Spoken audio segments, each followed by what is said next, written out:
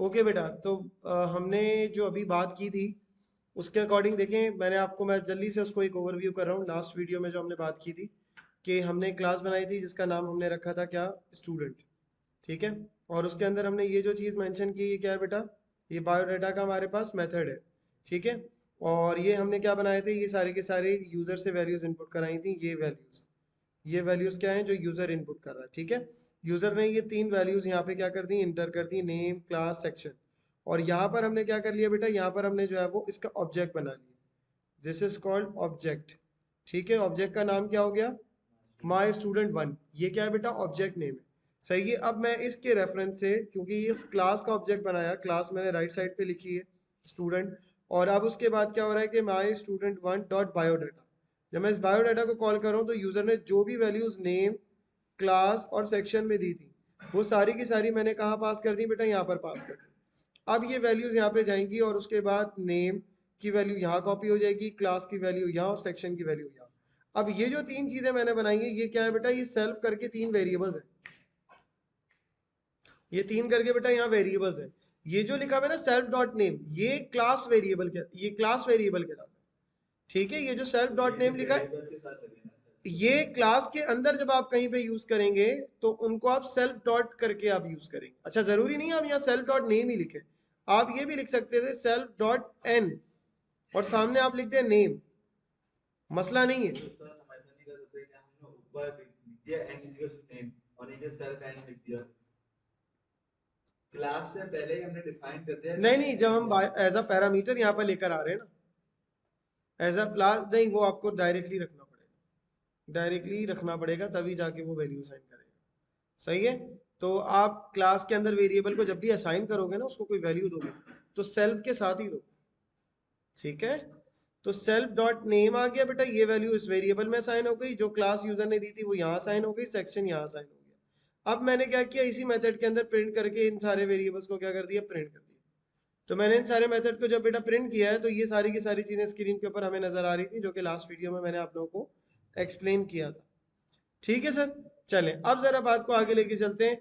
तो आज की वीडियो में बेटा हम लोग बात करने वाले हैं कि कुछ बेसिक चीज़ें होती हैं, कुछ बेसिक प्रोग्राम्स हैं जैसे मैं यहाँ पे बना रहा हूँ और मैं आपको दिखा भी देता हूँ कि एक कॉन्सेप्ट होता है क्लास स्ट्रक्चर का, कि क्लास स्ट्रक्चर क्या है। बेटा क्लास स्ट्रक्चर का कॉन्सेप्ट ये होता है कि जब भी आप क्लास बनाएंगे ना, so you have to consider, you have to see कि जब भी हम क्लास की बात कर रहे होंगे यहाँ पे, तो क्लास जो होती है ये बेसिकली बेटा हमारे पास, इसकी डायग्राम के थ्रू आप समझें कि जब भी आप क्लास बनाएंगे तो ये हो गया क्लास का नाम। ठीक है। ये इस तरह से ये बॉक्स बना हुआ होता है क्लास डायग्राम के अंदर ना, ये इस तरह से एक बॉक्स दिया हुआ होता है। जो शुरू में बेटा ये एम्प्लॉय लिखा हुआ है, ये इसका क्या है, नाम है। फिर हमारे पास जो जगह होती है बेटा, ये वेरिएबल्स या फिर एट्रीब्यूट्स की होती है। ठीक है। और फिर जो लास्ट बॉक्स है बेटा, ये प्रॉपर्टी और मेथड का कहलाता है। ठीक है बेटा। तो ये जो आपको नजर आ रही है प्रॉपर्टीज और मेथड, ये आपके यहाँ पे मौजूद है। तो तीन स्टेप्स में आप चीजें मेंशन करते हैं क्लास स्ट्रक्चर के अंदर। ये भी मैं अभी थियोरेटिकली इसलिए बता रहा हूँ क्योंकि अगर वो पेपर 3 में कुछ इस तरह की बात कर दे तो आपको पता हो। ठीक है बेटा। अच्छा, फिर एक और चीज आप नोट डाउन कर लें, साथ साथ हम आगे इसके ऊपर वैसे सोल्यूशन के ऊपर बात करेंगे। वो ये कि एट्रीब्यूट्स की जब भी बात हो रही होगी, याद रख लें कि दे मस्ट बी प्राइवेट। ये मैं आपको आगे इनकैप्सुलेशन का टॉपिक बताऊंगा तो उसमें डिटेल में बताऊंगा। फिलहाल फॉर टू रिमेंबर इट, आप इसे याद रख सकते हो कि जो एट्रीब्यूट्स की बात हो रही है कि वो हमेशा क्या होंगे बेटा, प्राइवेट टाइप के होंगे। और जो मेथड होते हैं दे मस्ट बी पब्लिक। जो मेथड्स होते हैं बेटा वो हमेशा क्या होंगे, मेथड में तो क्लास ही आया ना। क्लास के अंदर मेथड है, मेथड के अंदर क्लास नहीं आता बेटा, क्लास के अंदर मतलब मेथड आपने आते हैं जो ना। एग्जांपल दिए मेथड फंक्शन और वेरिएबल के उसमें आता है ना। हाँ हाँ।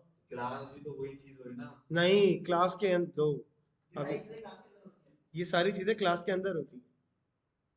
क्लास एक कंप्लीट टर्म है जिसके अंदर वेरिएबल्स भी होते हैं। सर ये क्या बताया था, ये मैंने, ये जो आपको मैंने बताया था यार सर अपनी वो लगा दें केवल। एट्रीब्यूट्स। केवल तो लगा प्रोजेक्टर की। अच्छा अच्छा, चाहिए। अच्छा, अब एक चीज और कि ये जो आप क्लास, ये कहलाता है बेटा क्लास स्ट्रक्चर, ये कहलाता है क्लास स्ट्रक्चर। कि आप फर्स्ट टाइम पे आप क्या लिख रहे हैं sir, class name, second time पे आप क्या लिख रहे हैं, एट्रीब्यूट, और थर्ड पे आप क्या लिख रहे हैं, क्लास इन्फो सैलरी, या जो भी आपकी प्रॉपर्टी मेथड है, ठीक है। अगर आपको वो इस तरह दे दे और आपसे कहे तो यू शुड नो कि कैसे होगा। तो बेटा ये अगर आपको डायग्राम दे दे तो आपको मैं इसलिए ये चीज़ें दिखा रहा हूँ ताकि इन केस अगर वो आपको इस तरह की डायग्राम दे और आपसे वो डिमांड करे कि भाई इसको इम्प्लीमेंट करें, तो आपको पता होना चाहिए कि पहले वाले फेज में क्लास का नेम होता है, फिर एट्रीब्यूट्स के नेम होते हैं, और फिर उसके बाद प्रॉपर्टीज और मेथड्स होते तो इसका जो आपने अभी जो करवाया था वो तो डिफरेंट होगा ना फिर से। हैं। हाँ हाँ, वो तो हर क्लास का डिफरेंट हो सकता है ना, ठीक है। अब जरा देखें, एक और चीज़ मैं आप लोगों को बता रहा था कि attributes they must be private and method must be public, ठीक है। ये एक ऑब्जेक्ट ओरिएंटेड का रूल होता है, ठीक है। अब प्राइवेट और पब्लिक का मतलब क्या है, प्राइवेट पब्लिक का मतलब मैंने यहाँ मेंशन भी किया हुआ है कि प्राइवेट बेटा वो होता है जो क्लास के बाहर एक्सेस नहीं होता, लेकिन हमें ज़रूरत तो है एक्सेस करने की, तो डायरेक्ट एक्सेस नहीं होता, इनडायरेक्टली हम उसे चेंज वगैरह कर सकते हैं, लेकिन इनडायरेक्ट कर सकते हैं, डायरेक्ट नहीं कर सकते, ठीक है। वो मैं आपको आगे अभी क्लास के अंदर ही बता दूंगा, लेकिन फिलहाल हमें ये चीज़ क्लियर होनी चाहिए कि क्लास डायग्राम क्या है, और फिर उसके बाद उसके एट्रीब्यूट्स की टाइप क्या होती है। अच्छा, अब एक और चीज़ बेटा समझिएगा, ये जो ऊपर डायग्राम दी हुई थी, ये जो ऊपर डायग्राम दी हुई थी, यू हैव सीन के क्लास डायग्राम हमें ऊपर मेंशन है, इस क्लास डायग्राम के अकॉर्डिंग जरा देखें बेटा, इस क्लास डायग्राम के अकॉर्डिंग आप जरा यहाँ देखें तो यू कैन सी हेयर कि यहाँ पर जो बात हो रही है ना, यहाँ पर जो बात हो रही है, तो एम्प्लॉय क्या हो गया बेटा, क्लास का नाम, तो मैंने यहाँ क्लास का नाम क्या रख लिया, एम्प्लॉय रख लिया, ठीक है। फिर उसके बाद बेटा हमारे पास यहाँ पे क्या दिए हुए हैं, दो मेथड्स, ठीक है। तो ये जो दो मेथड है हमारे पास, इनके नाम क्या है, कॉन्टैक्ट इन्फो और सैलरी, ठीक है। अभी इस केस के अंदर मैंने वेरिएबल नहीं बनाए, तो इसलिए मैंने यहाँ पर लिखे ही नहीं, लेकिन अगर मुझे लिखना होगा तो जितने भी वेरिएबल्स होंगे क्लास के वो ये सेंटर में मेंशन हुए हुए होंगे, ठीक है। नेम हो गया, एज हो गया, जो भी वेरिएबल्स होंगे वो यहाँ सेंटर में लिखे हुए होंगे। अच्छा, अब ये जो एग्जांपल आपको नजर आ रही है सर, ये एक बेसिक टाइप ऑफ एग्जांपल, इसको भी अभी हम साथ साथ ही इम्प्लीमेंट कर लेते हैं, ठीक है। और इसके अंदर जो है वो हम बात कर लेते हैं कि किस तरह से इसका कोड हो सकता है। So let me right here,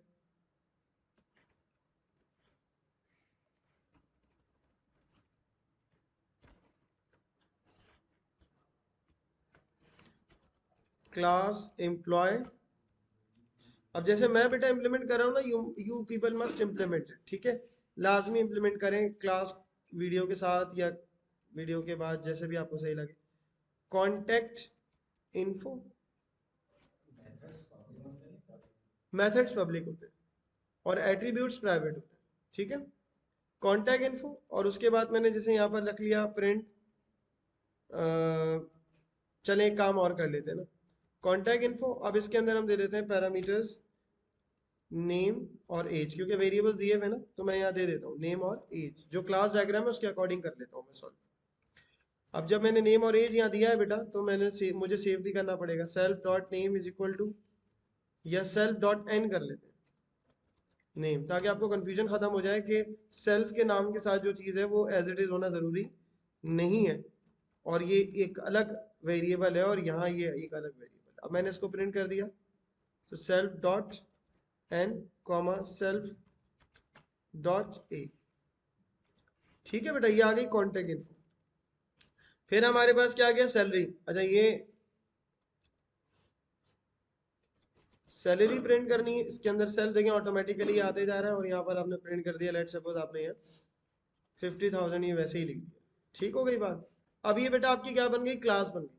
mehndi, इसका ऑब्जेक्ट कैसे बनेगा, क्लास का इसमें हम डालेंगे पहले नेम, पहले हम उसको करेंगे इनपुट, ऑब्जेक्ट का नाम करेंगे ना, इनपुट क्यों करेंगे। पहले हमें नेम इनपुट लेना पड़ेगा ना।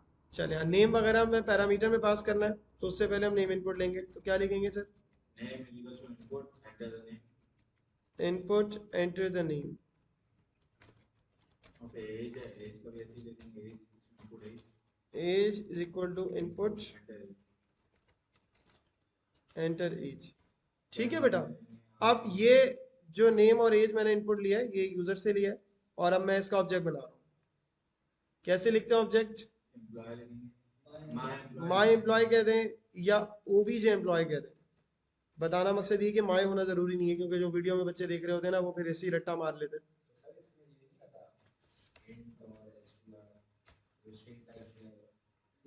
सब आता है, वेरिएबल्स की फॉर्म में नहीं।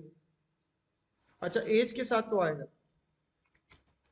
एज के साथ तो इनपुट ऐसे ही रहेगा। थैंक यू यार, बता दिया, वरना फिर एरर करता ही। अच्छा, एम्प्लॉय डॉट रियल में ले लेता वो एरर स्ट्रिंग में लेता हूँ उसको, बाय डिफॉल्ट स्ट्रिंग होता है ना, तो फिर फर्क नहीं पड़ता, लेकिन फिर भी अच्छा तरीका तो यही है ना कि जब आप न्यूमेरिक डाटा को कंसीडर कर रहे हो, फिर अगर ऐड सबट्रैक्ट करोगे तो वो उस टाइम पे एरर दे देगा। ठीक है बेटा, आप क्या कर रहे हैं sir? OBJ employ dot contact info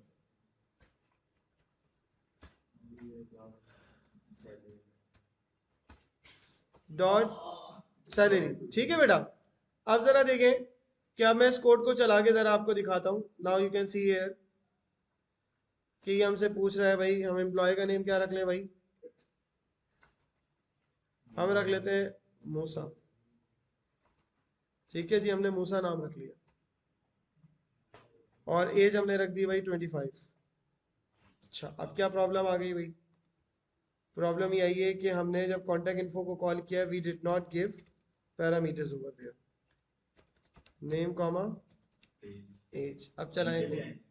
नहीं, सैलरी के अंदर पैरामीटर नहीं दिया ना, जिसमें पैरामीटर दिया उसकी बात करते हैं। हारिस, ठीक है, और ये आ गया 25। ओ ओ, अब क्या प्रॉब्लम है भाई? कॉन्टैक्ट इन्फो, अच्छा,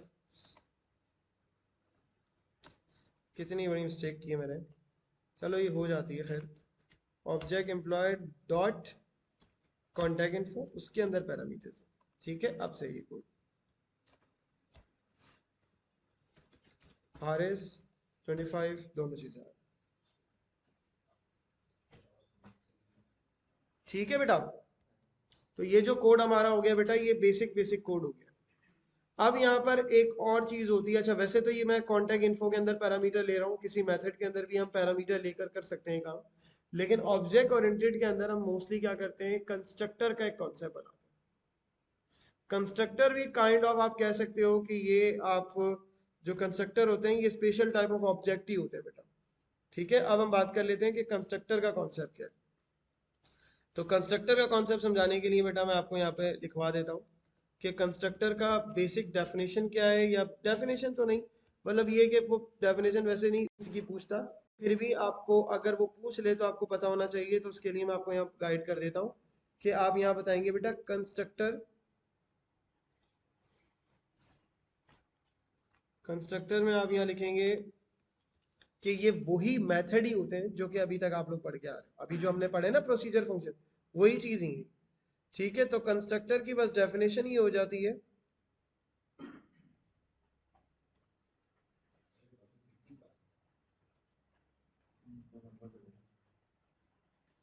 this is the special type of method. ये स्पेशल टाइप के मेथड होते हैं,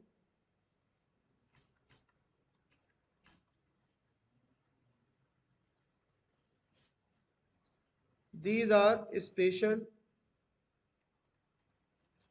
type of methods। तो ये बेटा स्पेशल टाइप ऑफ मेथड होते हैं। क्यों स्पेशल कहलाते हैं? बिकॉज इनको, ये जब यूज होते हैं जब ऑब्जेक्ट बनता है। ठीक है, it is called, it is called when object is created।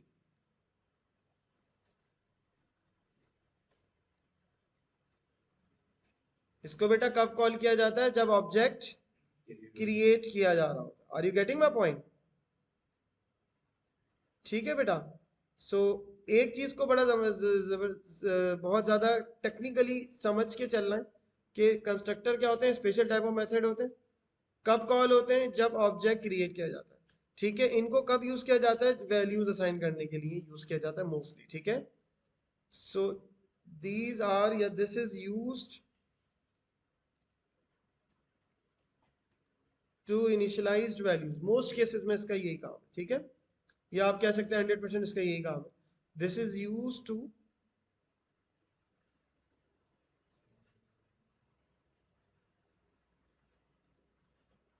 assign values to class variables।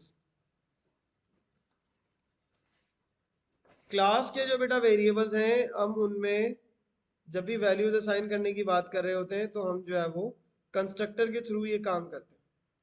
ठीक है, कंस्ट्रक्टर को आप बाद में कॉल नहीं कर सकते हो अपनी मर्जी से, जब जब ऑब्जेक्ट बनेगा जब जब ये कॉल किया जाएगा। ठीक है, और इसके अलावा ये कॉल नहीं होता, ये याद रखिएगा। ठीक है बेटा, ये टर्म समझ में आ रही है, पर्पस भी मैंने समझा दिया। अब देखें, अब इससे फायदा क्या होता है कंस्ट्रक्टर के साथ, इससे फायदा भी ये होता है, मैं आपको जरा इसकी एक एग्जांपल भी करके दिखा देता हूं ताकि आपको इसके कॉन्सेप्ट क्लियर हो जाए बेटा।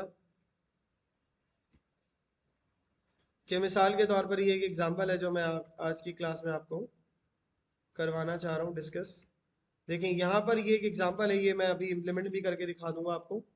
ये एक एग्जांपल आपके सामने आपको नजर आ रही है मेरी, यहाँ जरा ध्यान से बेटा देखो, यहाँ पर एम्प्लॉय की इन्होंने क्या बनाई, क्लास बनाई। ये जो चीज है ना, ये जो कीवर्ड है, ये देखो डेफ करके ही डिफाइन हो रहा है, लेकिन ये है क्या बेटा, ये कंस्ट्रक्टर। सर जैसे हमने यहाँ पे इसमें सेल्फ नेम जो नेम किया है, तो हम पूरे प्रोग्राम में पूरी क्लास बनाते हैं, हम एक ही बार डिफाइन करेंगे, पहले हम अलग अलग कंस्ट्रक्टर बनाए। कंस्ट्रक्टर एक ही बनता है, मैं मतलब हर क्लास का एक कंस्ट्रक्ट। अच्छा, कंस्ट्रक्टर ओवरलोडिंग का कॉन्सेप्ट है लेकिन वो आपके सिलेबस में नहीं, लेकिन ये कि कंस्ट्रक्टर फिलहाल जो हम ही बना रहे होंगे वो एक ही बना रहे होंगे। जैसे हमने ये कंस्ट्रक्टर बनाया, अब हमने इसमें सेल्फ नेम और एक किया है, हाँ तो अब जब हम दूसरा यानी डेफ लेंगे तो उसके अंदर हमें दूसरा वेरिएबल यूज करना है। देखो, कंस्ट्रक्टर एक ही होगा ना, कंस्ट्रक्टर तो एक से ज्यादा हो ही नहीं सकता ना, तो हम इसमें फिर कोई और मेथड बनाएंगे जहां पे कोई और वेरिएबल आप असाइन कर यहाँ सकते पर हैं। नेम एज है, मैं वो कांटेक्ट लिख लें, कांटेक्ट में हमें इसमें नहीं करना है, इनिशियलाइज जो लिखा हुआ इसमें है नहीं लिखना, आप किसी और जगह पे लिख लो, वो वो मसला फर्क नहीं, नहीं पड़ेगा। वो मसला नहीं है। मैं समझ गया, आप कह रहे हो कि भाई किसी क्लास के अंदर 4 वेरिएबल हैं, 3 कंस्ट्रक्टर में डिफाइन कर लिए, एक हमने किसी और मेथड में कर लिया, तो इट इज ओके, तो मतलब इसकी कोई टेंशन नहीं। ये लिमिट नहीं है कि भाई सारे के सारे वेरिएबल्स को आपने उसको असाइन करना है। कंस्ट्रक्टर अगर आप नहीं भी कॉल करते हो ना, तो वैसे भी बाय डिफॉल्ट क्लास के जो बिल्ट इन फंक्शन होता है वो कॉल होता है। सही है, अगर आप कंस्ट्रक्टर नहीं भी बनाते ना, तो बेस क्लास कंस्ट्रक्टर एक कॉन्सेप्ट होता है, वो कॉल होता है ऑटोमेटिकली, और आप उसकी वैल्यूज आप जो है वो नहीं असाइन करोगे तो वो बाय डिफॉल्ट वैल्यूज असाइन करता है। जैसे स्ट्रिंग के अंदर बाय डिफॉल्ट वैल्यू कोटेशंस होती है ना, करेक्टर के अंदर सिंगल कोटेशन होता है, इंटीजर के अंदर 0 होता है, रियल के अंदर 0.0 होता है। तो ये जो वैल्यूज है ना, ये डिफॉल्ट वैल्यूज कहलाती है। तो जो डाटा टाइप भी होगी, वैसे तो पाइथन के अंदर तो केस थोड़ा डिफरेंट है, लेकिन मैं जनरल दूसरी प्रोग्रामिंग लैंग्वेजेस का बताऊं, जैसे मैंने सी शार्प में कराया, जावा में पढ़ाया, सो ये आप याद रखें। कंस्ट्रक्टर जो है वो आप पाइथन के अंदर अगर आप बात करो स्पेसिफिकली, यहाँ पर आप एक वेरिएबल, 2 वेरिएबल जितने चाहे सेट कर लें, उसके बाद में भी सेट कर सकते हैं। ठीक हो गई बात सर? फिर इसके अलावा मैंने क्या किया, अब बाकी मेथड्स के अंदर मैं इन वेरिएबल्स को क्या कर सकता हूँ, एक्सेस कर सकता हूँ। एक दफा डिफाइन हो गया और उसके बाद आपने क्या कर लिया, उसको एक्सेस कर लिया। तो जब आप एक ऑब्जेक्ट बना रहे हैं, लिखा आपने ऑब्जेक्ट एम्प्लॉय, तो एक एम्प्लॉय का नाम अली है, उसकी एज 33 है और ये उसकी सैलरी है। तो उसके लिहाज से अगर आप चाहें तो जो भी इंफॉर्मेशन आप मांगेंगे तो वो हमारे पास इंफॉर्मेशन आ जाएगी। आप अगर चाहें तो इसका क्या कर लें, एक और ऑब्जेक्ट बना लें। आप लिख दें यहाँ पे, लेट सपोज चले मैं जगह का मैं तो मैं यहाँ पे लिख देता हूँ, जैसे लेट सपोज मैं यहाँ पर लिख देता हूँ भाई हमारे पास कोई दूसरा एम्प्लॉय आ गया, तो मैंने लिख दिया ओबीजे एम्प्लॉय 1, और उसके साथ मैंने यहाँ पर कुछ और वैल्यूज उसकी जो है ना उसके पैरामीटर के अकॉर्डिंग सेट कर ली। जैसे लेट सपोज मैंने उसका नाम रख लिया भाई आहद, ठीक है जी, और इसको वैल्यूज मैंने जो है वो, या कोई हम शॉर्ट नेम रख लेते हैं, ठीक है, लेट सपोज हम यहाँ रख लेते हैं हारिस, और हारिस में हमने यहाँ दे दिया 34, और उसकी सैलरी हमने कर दी लेट सपोज। तो अब जब ये चीज़ बेटा मैंने लिखी है, जब मैंने ये चीज़ लिखी है, तो अब जो नया ऑब्जेक्ट बनेगा obj1, उसके अंदर ये सेम वेरिएबल इन वैल्यूज के साथ एक्सेस हो रहे हो। ये काम कहलाता है रीयूजेबिलिटी। वेरिएबल एक एक दफा लिखा, बाद में उसको क्या कर रहे हैं, ऑब्जेक्ट के थ्रू चेंज करते जा रहे हैं। ठीक है, अब प्रैक्टिकली ये काम कैसे होगा, ये काम जरा मैं आपको इम्प्लीमेंट करके दिखा देता हूँ। तो सर ये पाइथन कोड पर आ जाते हैं। Let me hide it.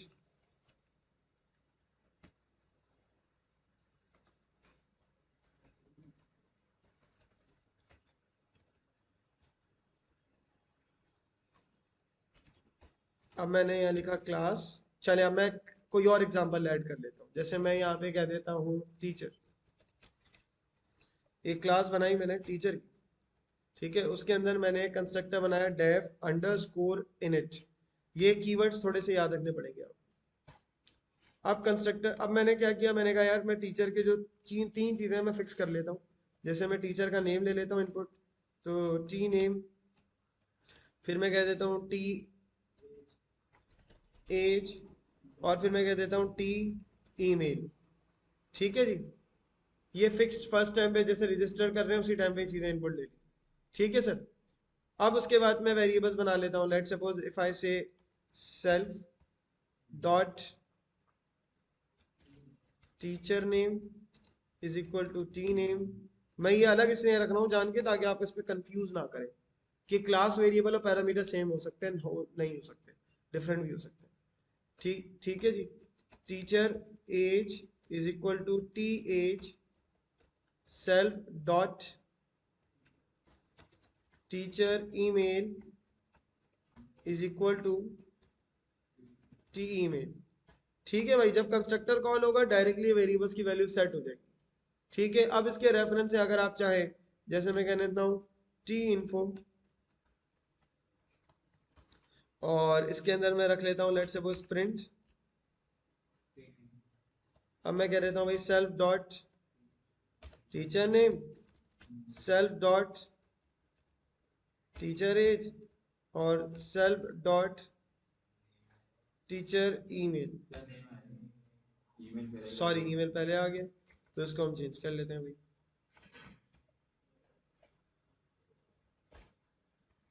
ठीक है सर। अब बना लेते हैं इसका ऑब्जेक्ट। मैं कह देता हूँ सी एस टीचर। भाई एक स्कूल, उसका ना एक सब्जेक्ट का एक ही टीचर है, फॉर सपोज टीचर आ गया सर। अब उसके बाद मैंने लिखा यहाँ पे C S teacher dot teacher info. ठीक है। अच्छा, अब ये टीचर के तीन, अब ये एक चीज याद रखें, जब आप ये कंस्ट्रक्टर बना रहे हो बेटा, तो क्लास, जो मैं गलती कर रहा था ना पहले शुरू के कोड में, असल में प्रैक्टिस हमारी ये है ना कि हम ऑब्जेक्ट के टाइम पे इनपुट वो कर देते हैं पैरामीटर, क्योंकि हम कंस्ट्रक्टर बना रहे होते हैं इसलिए, तो वही मिस्टेक हो रही थी मुझसे। अब ये आपने याद रखना है कि आपने यूजर से इनपुट लेना है, ठीक है, या खुद सेट करना है, जो भी करना है आपने यहाँ पास जरूर करना होगा। ठीक है। कहाँ टीचर में या टी इन्फो में? टीचर के अंदर इन्फो में नहीं होगा, इन्फो तो खाली पड़ा है, इन्फो तो खाली है। हम कहाँ दे रहे हैं, यहाँ पे देंगे। ये ऑब्जेक्ट के टाइम पे कॉल होता है, बताया ना मैंने अभी, क्योंकि ये क्या है बेटा हमारे पास, दिस इज कॉल्ड कंस्ट्रक्टर। ये क्या है बेटा, कंस्ट्रक्टर है। ठीक है। तो अब जैसे फॉर एग्जाम्पल मैंने यहाँ कंस्ट्रक्टर बनाना है, तो कंस्ट्रक्टर के लिए क्या करेंगे बेटा, सॉरी कंस्ट्रक्टर बोल रहा हूँ मैं, यहाँ यूजर से इनपुट लूंगा, तो मैंने ले लिया भाई name is equal to input.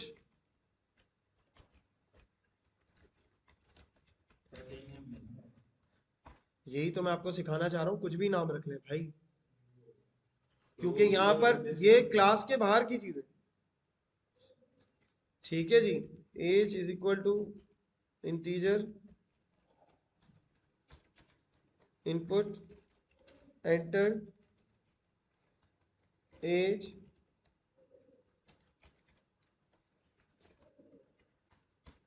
Enter email. ठीक है बेटा। अब ये तीनों चीजें मैंने यहाँ पास कर दी, नेम एज और ईमेल।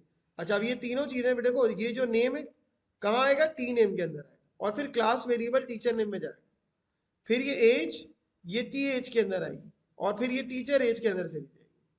ठीक है सर। चलें अब जरा चलाते हैं। टीचर एज मैंने कह दिया भाई लेट सपोज अली रजा। एज चले जी 34। ईमेल अली रजा@gmail.com। आ गया बेटा? समझ आ रही मेरी बात की क्या चल रहा है यहाँ पे? सो बेटा दैट्स हाउ जो है वो आप ये बेसिक कोड और कंस्ट्रक्टर के साथ चीज़ों को कवर अप कर सकते हो। अभी कंस्ट्रक्टर की और एग्जांपल भी देंगे। तो आज की क्लास यहीं रखते हैं, नेक्स्ट वीडियो में फिर हम यहीं से बात को आगे कंटिन्यू करेंगे। ठीक है, थैंक यू, अल्लाह हाफिज़।